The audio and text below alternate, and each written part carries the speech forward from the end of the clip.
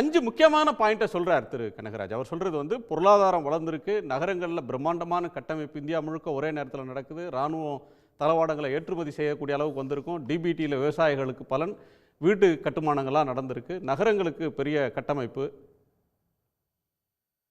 என்ன என் நேரத்தை அவர் எடுத்துக்கிட்டோம், என்ன இராணுவ தளவாடங்களை ஏற்றுமதி செஞ்சாங்க, எந்த நாட்டுக்கு ஏற்றுமதி செஞ்சாங்க, எவ்வளவுக்கு ஏற்றுமதி செஞ்சாங்க சார்? என் நேரத்தை நீங்க எடுத்துக்கங்க. சொல்லுங்க என்ன சார்? ராணுவ முதல் கோணத்தை முதல் பார்வை முடிச்சிருங்க. இல்ல இல்ல நான் எடுத்துக்கிறேன், நான் சொல்றேன் சார். சார் நாம எதுக்கு எடுத்தாலும் ராணுவ எக்யூப்மெண்ட்ல இருந்து எல்லாத்தையும் வெளிநாட்டை எதிர்பார்த்து கொண்டு இருந்த காலம் உண்டு. 62 வாரம் எடுத்துக்கங்க. அதுக்கப்புறம் 71ல கூட நாம சிம்பிளா கேட்டேன். இல்ல இல்ல இல்ல நான் கேக்குறேன் ஒரே ஒரு கேள்விதான். இன்னைக்கு என்ன ராணுவ தளவாடங்கள் நாம இன்னைக்கு ஏற்றுமதி செய்து கொண்டிருக்கிறோம் சார். உங்களுக்கு எப்படி தெரியாம இருக்கிறது? அது நாம என்னைக்கு அதை பண்ணணும்? ராணுவத்துக்கிட்ட நம்ம ஏதாவது உற்பத்தி பண்ணணுமா சார்? தெரிஞ்ச நீங்க பதில் சொல்லுங்க சார். சொல்லுங்க. தெரிஞ்ச உங்களுக்கு தெரிஞ்சிருக்கு எந்த ராணுவ தளவாடத்தை எந்த நாட்டுக்கு எத்தனை கோடிக்கு ஏற்றுமதி செய்தார்கள்? இது சிம்பிள் क्वेश्चन. நீங்க மக்களுக்கிட்ட பேசுறீங்க. நான் கவர்மெண்ட் இண்டெக்ஸ்ல இருந்து தான், அரசு தரவுல இருந்து தான் நான் உங்களுக்கு எடுத்து சொல்கிறேன். நான் விளக்கமாக வேண்டும் என்றால் எந்த தரவை வேணாலும் சொல்லுங்க சார். எந்த நாட்டுக்கு எத்தனை ஆயிரம் கோடி டெண்டர்ங்கறத உங்களுக்கு நான் அனுப்புறேன். அடிப்படை விஷயத்துக்கு வந்துடலாம். 11 ஆண்டு கால ஆட்சியை இந்தியாவினுடைய வளர்ச்சிக்கான காலம் இது அப்படின்னு பிஜேபி வர்ணிக்குது. திரு குமார விட்டுருங்க. பிஜேபியோடைய பார்வை வந்து உங்க தலைப்புல தப்பு இருக்கு. அசுர வளர்ச்சி இல்லை, அசுரர்கள் வளர்ந்திருக்கிறார்கள். அவர் கூட கேட்டார் மதத்வேஷம்னா என்ன. அஸ்ஸாமில் இஸ்லாமியர் ஒருவர் இடம் வாங்கணும்னா முதலமைச்சர் கையெழுத்து போட்டால் தான் டிரான்ஸ்ஃபர் பண்ண முடியும். உண்மையா இல்லையா? இதுக்கு பேர் மதத்வேஷமா இல்லையா? சத்தீஸ்கரில் ஹோலி கிங்டம்னு ஒரு ஸ்கூல் 35 வருஷமாக வச்சுருக்காங்க. ஏராளமான ஐஏஎஸ், ஐபிஎஸ், சிஏ, எக்கனாமிஸ்ட்லாம் அதுலேருந்து வந்திருக்காங்க. அந்த ஸ்கூலை வருஷம் முழுவதும் நடத்துறதுக்கு கட்டணம் வாங்கிட்டு இருந்திருக்காங்க, கொள்ளை அடிச்சுட்டு இருந்திருக்காங்க. இப்போ அந்த ஸ்கூலை நடத்துகிறவங்கள ஊரை விட்டு விரட்டிட்டாங்க. ஹோம் மினிஸ்டர்கிட்ட சொன்ன பிறகு, அந்த சத்தீஸ்கர் ஹோம் மினிஸ்டர்கிட்ட சொன்ன பிறகு எங்களுக்கான அந்த இது எங்கள் மீதான தாக்குதல் அதிகமாகிடுச்சுன்னு சொல்கிறாங்க. அந்த குடும்பம் தலைவரைவாக வாழ்ந்துகிட்டு இருக்கு. இதுக்கு பேர் மதத்வேஷமா இல்லையா? மத மறுப்பு திருமணம், ஜாதி மறுப்பு திருமணம் செய்தால் தமிழ்நாட்டில் அவங்கள ஊக்குவிக்கிறாங்க. மத மறுப்பு திருமணம் செய்தால் தண்டனை உண்டா இல்லையா உத்தரப்பிரதேசத்தில்? இதுக்கு பேர் என்னது? இதுக்கு வந்து மத நல்லிணக்கம்னு சொல்லுவாரா? நம்ம இவர் எத்தனை வீடு அதுக்கு முன்னால் வீடு கட்டி கொடுக்கவே இல்லையோ? இந்திரா ஆவாஸ் யோஜனாவுக்கு மோடி, அதாவது பிஎம் ஆவாஸ் யோஜனான்னு மாற்றிட்டா இது புது திட்டமா? ஒன்றிய அரசாங்கம் 1,20,000 ரூபாயில் தான் கட்டணும்னு சொல்லுது. அதில் 60% தருவோன்னு சொல்லுது, அதாவது 72,000 ரூபா. தமிழ்நாடு அரசாங்கம் 2,40,000 ரூபா அது கொடுக்குது. 1,68,000 தமிழ்நாட்டு அரசாங்கத்தினுடைய பங்கு. 72,000 ரூபா மட்டும்தான் யாரோட பங்கு?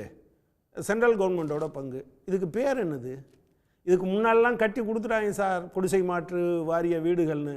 நீங்கள் இப்போது அந்த வீடுகளுக்கே காசு வாங்காமல் கொடுக்கக்கூடாதுன்னு கட்டணம் விதிச்சுட்டு ஆகா ஓன்னு பேசிகிட்டு இருக்கீங்க. அடுத்தது விவசாயிகளுக்கு கொடுத்துட்டாங்களாம். விவசாயிகள் பயிர் பாதுகாப்பு திட்டத்தில் கடந்த காலத்தில் 2016-17 வரை விவசாயிகள் கட்ட வேண்டிய பிரீமியத்தில் பயிர் பாதுகாப்பு திட்டத்துக்கு 2% விவசாயி கட்டுவார், 49% ஒன்றிய அரசாங்கம், 49% மாநில அரசாங்கம். நரேந்திர மோடி விவசாயிகளின் மீது அக்கறை கொண்டு அதை 25% வச்சுட்டார். தமிழ்நாடு 2016-17 வெறும் 566 கோடி ரூபா கட்டிகிட்டு இருந்தது. 2022-23 2,050 கோடி ரூபா கட்டியிருக்கு. இல்லைன்னா அது விவசாயிகள் தலையில் விழுந்திருக்கும். நீங்கள் 1.5 மடங்கு விலைதாரன்னு சொன்னீங்கல்ல, கொடுத்துட்டீங்களா? 2022க்குள்ளே வருமானத்தை ரெட்டிப்பாக்கணும்னு சொன்னீங்கல்ல, கொடுத்துட்டீங்களா? 11 மெடிக்கல் காலேஜுன்னு சொன்னீங்க, அதெல்லாம் நாங்கள் கட்டியிருக்கோம். எய்ம்ஸுக்கு கொடுத்தீங்களான்னு நான் கேட்குறேன். ரயில் ஊருக்கெல்லாம் விட்டேன்னு சொன்னீங்க. எங்கள் ஊரில் இருக்கக்கூடிய 2வது ஃபேஸ் மெட்ரோ ரயில் திட்டத்துக்கு 4 வருஷமாக உங்களோட போராட வேண்டியது இருந்தது. சிந்தூர் ஆளை உள்ளே விட்டு யார் சார் உள்ள விட்டா? 2வது திட்டத்துக்கு ஒரு நிமிஷம் அமைதியா இருங்க. ஞாபகத்துக்கு சொல்றேன். 2வது திட்டத்துக்கு மத்திய அரசு கொடுத்து விட்டது. எப்போ மொத்த நிதியும் எப்போ? கடந்த 2 மாதத்துக்கு முன்பு. எந்த வருஷம் அடிக்கல் நாட்டினது? அதை விடுங்க சார், கொடுக்கல நீங்க. எதை விடுங்க சார்? கால சாப்பாடு போட சொன்னா மதியமும் பட்டினி போட்டு நைட்டும் பட்டினி போட்டு 3 நாள் பட்டினி போட்டு நான் சண்டை போட்ட பிறகு ஒரு வாரம் கழிச்சு போட்டு நான் சாப்பாடு போட்டேன்னு சொல்லுவீங்களா? நான் இதைத்தான் நான் சொல்றேன். நீங்க இப்படி பேசிட்டு 78 டோல்கேட்டு 96 டோல்கேட் ஆயிருக்கு. அரிசி கோதுமைக்கு ஜிஎஸ்டி எப்போ போட்டாங்க? இதுக்கு முன்னால யாருக்கும் போடல. நகை கடனுக்கு நல்ல வேளை நாங்கள்லாம் சண்டை போட்டு இப்போ அதை விட்ரா பண்ணி வச்சிருக்கு. நகை கடனுக்கு எங்கள் பாட்டி வாங்கின நகைக்கு நான் பில்லு காமிக்கணும். ஆனால் நீங்கள் கடந்த 9-10 ஆண்டுகளில் 18,56,000 கோடி ரூபாயை நீங்கள் பெருமுதலாளிகளுக்கு தள்ளுபடி பண்ணுவீங்க. ஆனால் எங்களுக்கு கொடுக்கணுன்னா இதை கேட்பீங்க. இது என்ன நியாயம்னு நான் கேட்குறேன். ஆண்டுக்கு 2 கோடி பேருக்கு வேலை கொடுத்துட்டீங்களா சார்? ரொம்ப ஆகா ஓகோன்னு சொல்லிக்கிட்டே இருக்கீங்க. நிதி எங்கள் கிராமத்தில் இருக்க சாதாரண மக்கள் தினசரி வெயிலில் போய் 100 நாள் வேலை பார்த்தா 100 நாள் கொடுக்கறதில்ல. இன்றைக்கி அதில் ஏகப்பட்ட இது வேறு. முதல் 6 மாதத்துக்குள்ளே 60% நீங்கள் செலவழிக்கலாம். எவ்வளவு குறைச்சிருக்கீங்க தெரியுமா? முதலமைச்சர் ஜனவரி மாதம் 12ஆம் தேதி எங்களுக்கு 1056 கோடி பாக்கி வச்சுருக்கீங்கன்னு எழுதுறாரு. அது தமிழ்நாடு அரசுக்கு கொடுக்கல. யாருக்கு பாக்கி வச்சுருந்தீங்க? தமிழ்நாட்டில் கிராமப்புறத்தில் அன்றாடம் காட்சிகளாக இதை வாங்கி வாழ்க்கை நடத்தி கொண்டு இருக்க மக்களுக்கு நீங்கள் நவம்பர் மாத சம்பளத்தை கொடுக்கவில்லை, டிசம்பர் கொடுக்கவில்லை, ஜனவரி கொடுக்கவில்லை, பிப்ரவரி கொடுக்கவில்லை, மார்ச் கொடுக்கவில்லை, ஏப்ரல் கொடுக்கவில்லை, மே மாதம் ஆரம்பத்தில் பணம் கொடுத்தீங்க. எவ்வளவு? 2999 கோடி ரூபாய். 200 ரூபாயும் 300 ரூபாயும் வாங்குகிற மக்களுக்கு வாங்கி வச்சுக்கிட்டு நீங்கள் மக்கள்லாம் ரொம்ப நல்லா இருக்காங்க நீங்கள் சொல்லிக்கோங்க. எனக்கு ஒன்றும் ஆட்சேபணம் கிடையாது. 11 ஆண்டு கால ஆட்சியை பற்றின உங்கள் மதிப்பீடுன்றது ஸ்பெசிஃபிக்காக வாங்க. 11 ஆண்டு கால பெருந்துயர் பேரிடர். பக்கத்தில் இருக்கக்கூடிய எந்த நாட்டோடவாவது நமக்கு நல்ல உறவு இருக்கா? ஏதாவது ஒரு நாடு சொல்லுங்கள். இந்தியாவில் நீங்கள் நான் வேறு ஒன்றும் கேட்கல. நீங்கள் சொன்னதில் 2 கோடிக்கு வேலை கொடுத்தீங்களா? 2 கோடி பேருக்கு.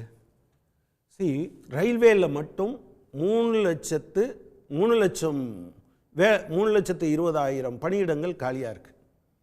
அதில் பாதுகாப்பு துறையில் மட்டும் 1,70,000 காலி பணியிடங்கள். சென்ட்ரல் பப்ளிக் செக்டார் 13 லட்சம் பேர் நரேந்திர மோடி ஆட்சி பொறுப்பு ஏற்ற போது நிரந்தர தொழிலாளிகள். இப்போ எவ்வளோ தெரியுமா? 9 லட்சம். ஒன்றிய அரசு பணியிடங்களில் 10 லட்சம் பணியிடங்கள் காலி பணியிடங்களாக இருக்குது.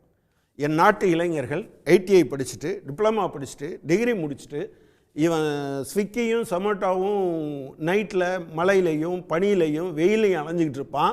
நீங்கள் அதெல்லாம் வெட்டிட்டு நீங்கள் என்கிட்ட பேசுவீங்க எது காஸ்ட் கட்டிங்.